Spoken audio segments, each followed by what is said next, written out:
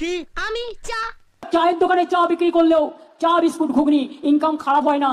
IPS Rajiv Kumar, IAS Manoj Pant আর chief minister Mamata Banerjee এবং লালবাজারে বসে থাকা সমস্ত আইপিএস এবং যত ডিস্ট্রিক্ট ম্যাজিস্ট্রেটরা এই মুহূর্তে বসে আছেন, যারা দিদিমণির কথায় ওঠেন বসেন ইত্যাদি করেন, তারা আগে চায়ের দোকানটা খুলুন, কফির দোকানটা খুলুন, আমরা সেখানে গিয়ে খেতে যাবো। আমাদের অত সস্তা নয় যে আমাদের ভয় দেখানো চমকানো। যারা ঠান্ডা ঘরে বসে বসে বাতেলা দেবেন, সরকারের টাকায় 50টা গাড়ি কনভয় নিয়ে ওয়া বাজিয়ে যাবেন, আর দেশের শিক্ষিত ছেলেমেয়েরা চায়ের দোকান দেবে, মুড়ির দোকান দেবে, তাহলে পড়াশোনা ব্যবস্থাটা তুলে দিন না। নখানা ডিপার্টমেন্ট চালান, একটা কিছু ঠিকভাবে পারেন না। IAS Manoj Pant, chief secretary West Bengal, আর আইপিএস রাজীব কুমার। একটা আরজি করের কেসে স্পষ্টভাবে লিখে দেওয়া আছে অ্যাডমিনিস্ট্রেটিভ মিসম্যানেজমেন্ট। তারপরে এই ধরনের লোকগুলো ওখানে বসে আছে।